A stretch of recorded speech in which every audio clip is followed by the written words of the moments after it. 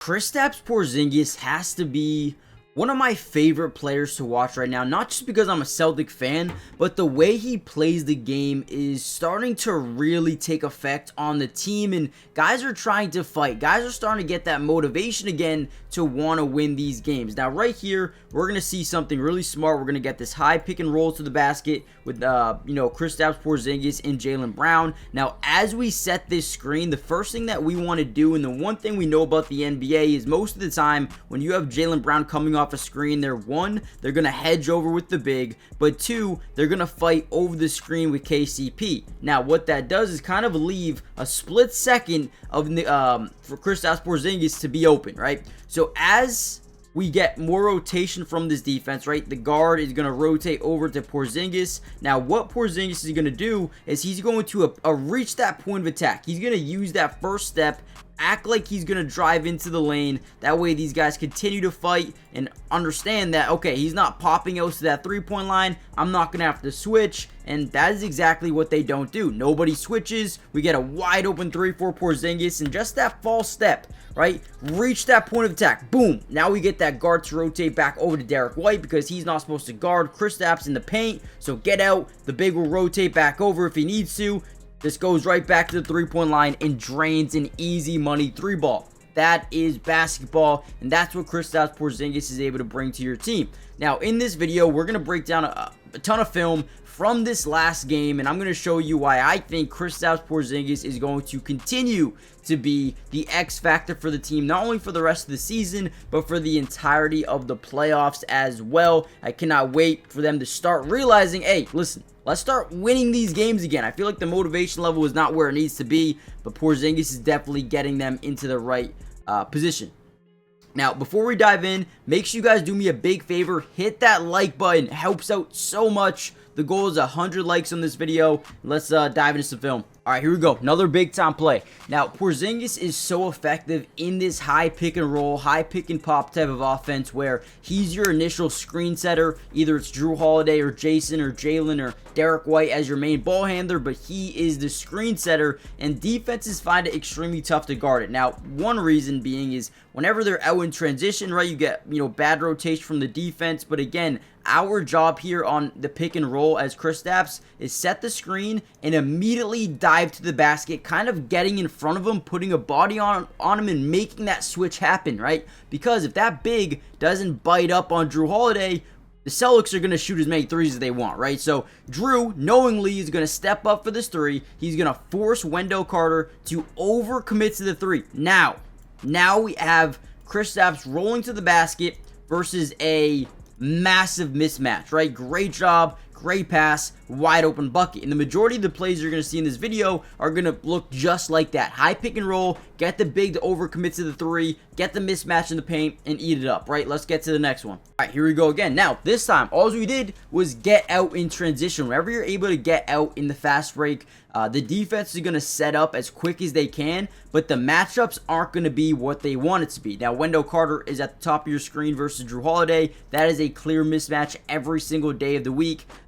Paolo is going to be on Tatum. That's fine for them. But now you get Tristan De Silva, and Cole Anthony on Kristaps Porzingis. Now, the one thing we don't want to do here is actually set this screen. We don't want them to get this switch back. Let's just get to the basket. What are we doing here? Right? We don't need this screen. We already have a massive mismatch. So Porzingis is actually like, wait, what am I doing? Why am I setting this screen? Let me just go get in the paint. So as he does that, they're actually going to do a pretty good job hedging over with KCP. So they get just a little bit nervous. They're trying to find someone that they can switch Cole Anthony off of, but it just doesn't work out. So what we're going to do, and they actually deny the pass very well, we're going to send this little, Jrue Holiday, show to the basketball. Show. Go get that ball, and then immediately kick it to Kristaps Porzingis. I don't know why I keep trying to say Chris Middleton.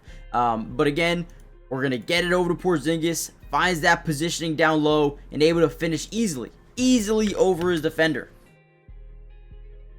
And great basketball early in this game, playing well. Let's go, keep going. All right, once again, we were able to get out into transition, and we noticed one thing right away: mismatches everywhere. This is why teams push the tempo. The Pacers figured this out last year a ton whenever they were able to get out in that transition, fast break. They were able to generate so many mismatches. So now you have Wendell Carter on Drew Holiday, which leaves a smaller defender, once again, on Porzingis. Now, the Magic got a little frustrated early in this game because this just kept happening, and they tried getting into a weird little zone coverage that didn't really work amazingly for them either.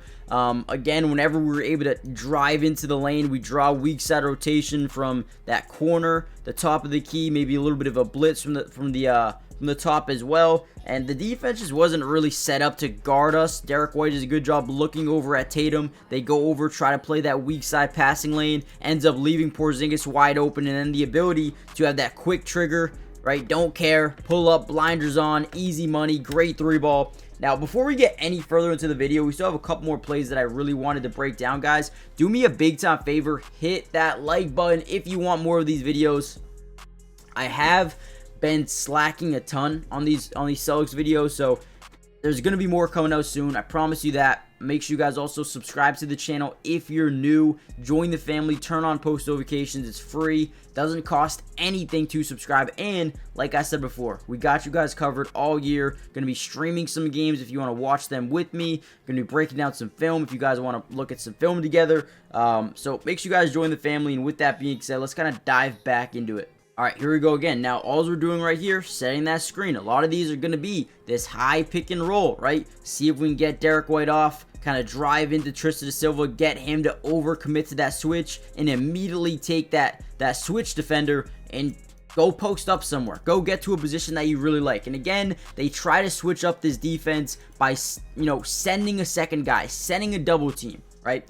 Now, whether that be Wendell Carter, whether that be the weak side rotation, normally you wouldn't see that because you'd leave the backdoor cut open. So most likely, whenever you get that double team, it's either going to be a blitz from the top or the weak side top of the key. You're going to get some sort of fire or some sort of blitz. Basically, that means just send a double, right? So as we get that to happen, we're going to initiate that double team with Wendell Carter. Now, as Drew Holiday, right, if you just cut to the lane, now they're going to be forced to pick up there. You're going to have Tatum pretty much wide open here on the opposite side of the floor here. And Porzingis just makes a good read. Now from here, we're going to fake pass it over to the top of the key, get that guy to overcommit, and then a wide open shot for Jason Tatum. Again, this offense is running through Kristaps Porzingis because one, he's so smart with the basketball, but two, when he has that mismatch, he is so tough to stop. Now here we go. JB drives into the lane, draws two defenders, and Jalen, great pass. He's trying to be more of a playmaker this year. You can see it all day, every day. And then again, Porzingis, the quick trigger, don't care, have those blinders on. We got three-point shooters open everywhere. Stop, drives into the lane, and throws up a layup. Ultimately gets fouled, gets some free throws here. But again, great job having the confidence to get that up fake going, get that guy to overcommit because he thinks you're shooting that three. And now their big man, Wendell Carter, plus a smaller defender, and Cole Anthony trying to contest this shot, draws a foul, free throws for Kristaps Porzingis. And then we're going to get another one of these high pick and rolls, roll immediately to the basket. Cole Anthony does not do a good job at all hedging back over to the big, and Porzingis gets a second chance opportunity off the missed lob. But again, how do you stop this when you don't have two big men in the game, or if you switch everything, you're gonna be living in hell going up against a guy like Kristaps Porzingis. He ends up getting fouled here, but makes a good play defensively. Tatum just tips that ball, hustles for it, gets out in transition, gets a fast break, foul.